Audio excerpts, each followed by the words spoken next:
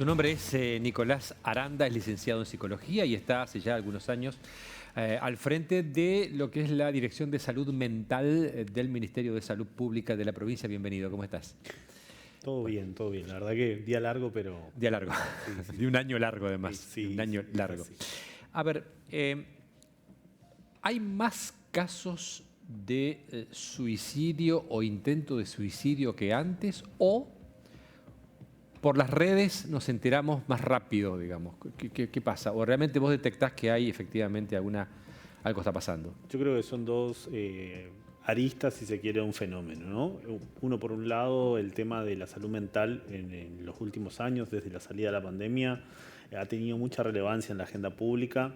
Entonces, cualquier cuestión que hace a la salud mental generalmente logra mucha más repercusión que hace unos años. Te doy ejemplo que no tienen que ver con el tema, pero hace poco veíamos, por ejemplo, una periodista de un canal a nivel nacional que decía que tenía tal diagnóstico de salud mental, lo hacía público, o nos enteramos que fulano confiesa que ha pasado por depresión. Bueno, eso, entonces cualquier noticia en relación a eso tiene mucho más impacto a nivel social, y cuando hablamos de esta temática, en las últimas semanas hemos tenido muchas noticias de alto impacto, pero en lo que hace a los números no es una porción tan significativa, digamos, ¿sí?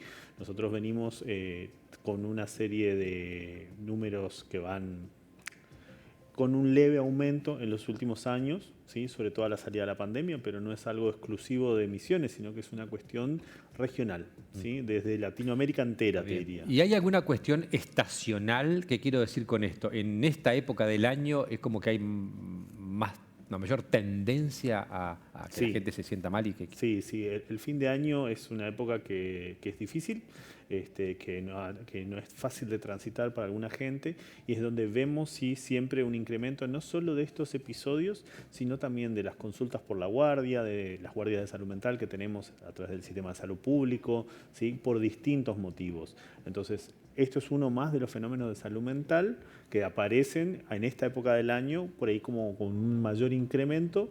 Las hipótesis son varias, no es lineal, Claro, ¿no? sí, Pero entendemos que es una época que es movilizante de alguna Está forma. bien. Estamos viendo un fenómeno que no hemos hablado, que es el de la soledad. Hay mucha gente sola. Falta contención, falta familia, falta compañía, falta pareja. Hay mucha soledad.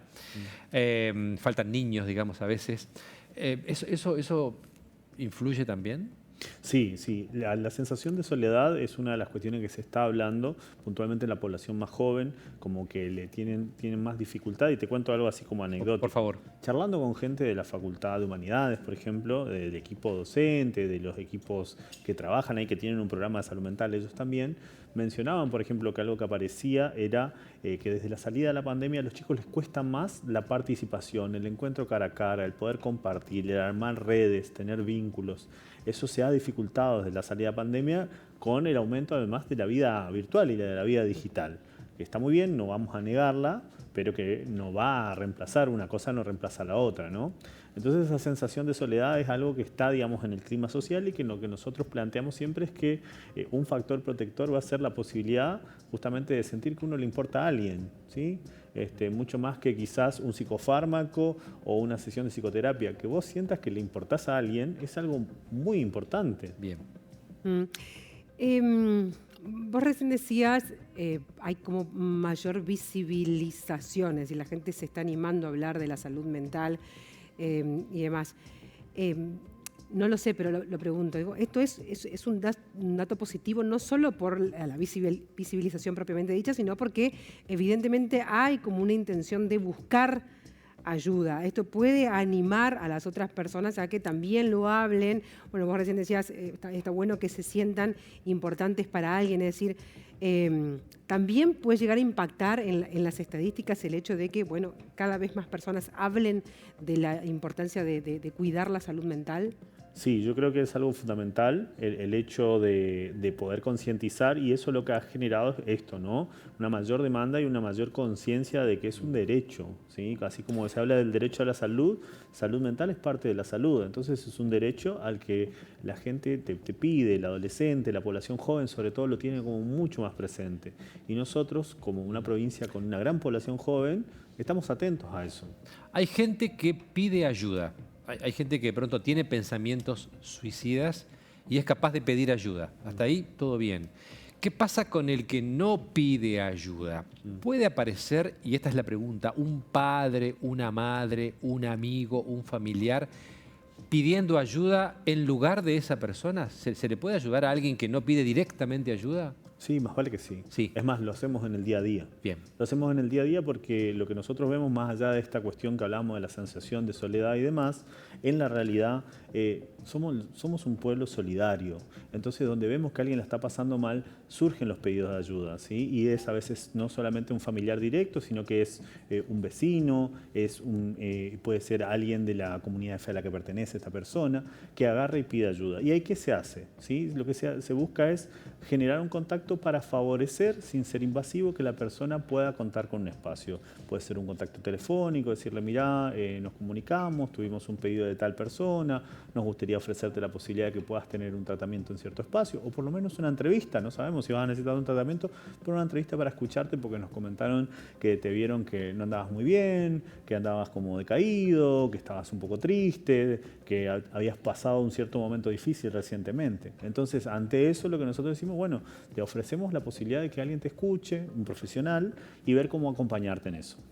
Más allá de la buena voluntad y de la solidaridad de querer ayudar al otro, ¿cuán preparados estamos como sociedad para detectar, animarnos a hablar del tema y, bueno, eventualmente buscar ayuda? Yo creo que ahí no tenemos que subestimar a la gente. Yo creo que la gente tiene, como les decía, está esa sensación de soledad, pero tenemos también, como les decía, un pueblo solidario y en ese sentido hay como una demanda de decir, bueno, ¿cómo puedo ayudar? ¿Qué puedo hacer?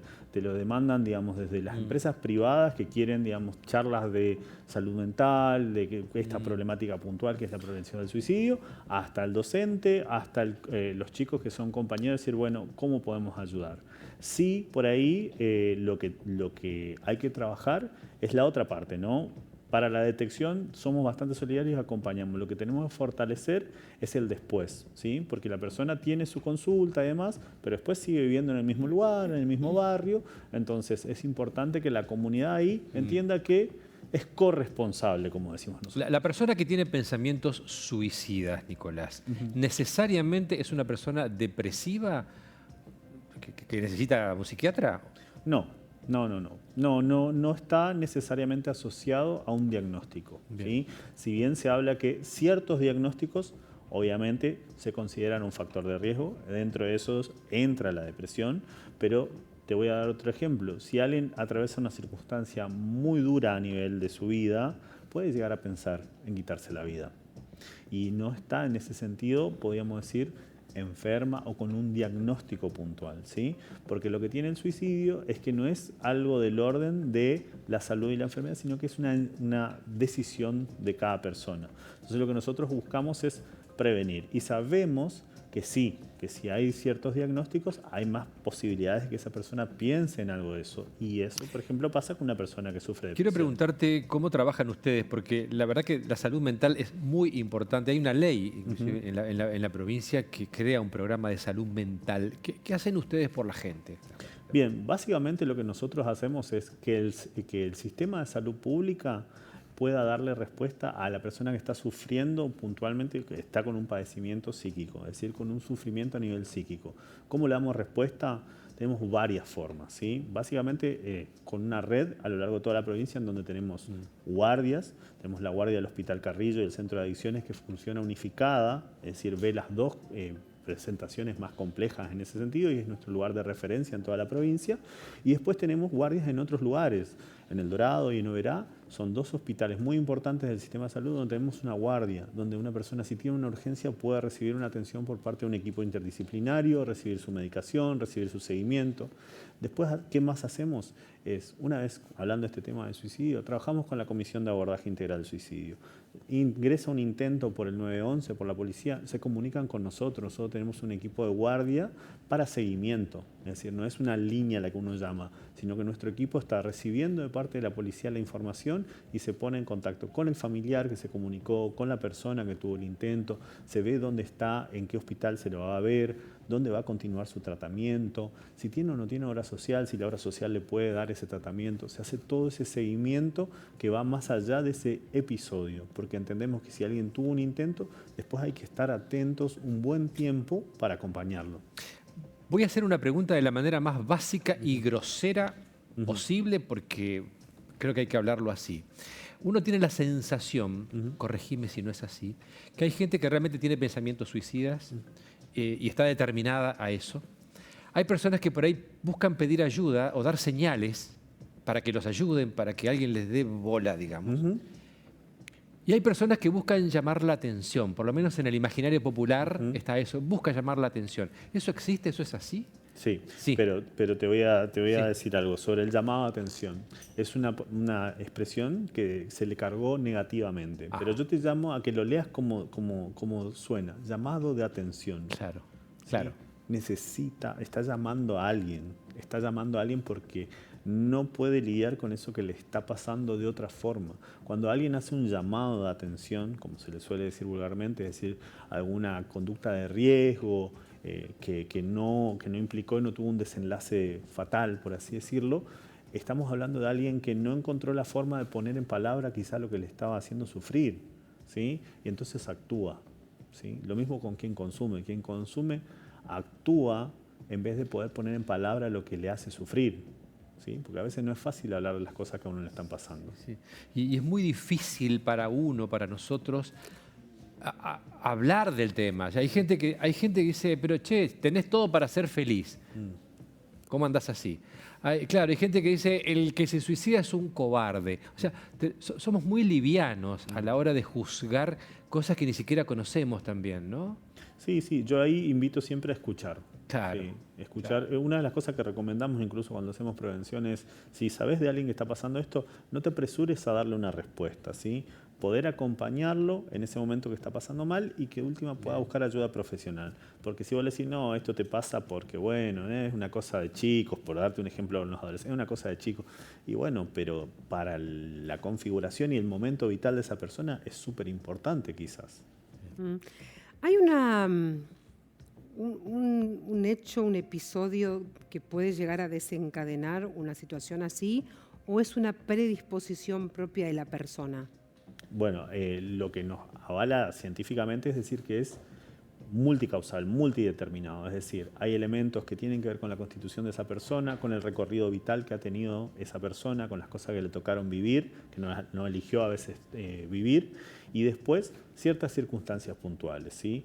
A veces se dice, no, esto sucedió porque se separó, o esto sucedió porque recientemente perdió a un ser querido. Ese es el desencadenante, pero para que ese desencadenante haga efecto no podemos pensarlo sin una causa previa, es decir, sin un antecedente previo. Son las dos cosas. Está ese desencadenante quizás, pero no lo iba a hacer si no atravesaba quizás otra serie de cosas a lo largo de su vida la persona. La última pregunta antes de despedirte, muy cortita. Sí. Una persona que tenga una necesidad de comunicarse con ustedes, ¿cómo hace? Bueno, primero y principal, cualquier urgencia a través del 911. ¿911? Sí, Bien. a través del 911 ellos están comunicados con salud y con el equipo por esta temática de suicidio, nuestro equipo. Y si no, si tienen alguna consulta, quieren pedirnos una charla, una orientación, lo que sea, nuestras redes sociales, salud.mental.misiones son las redes de la dirección. Salud Mental Misiones. Bien. Exactamente. Bien. Nos buscan así y ahí estamos. Nicolás, gracias por venir. No, gracias a vos.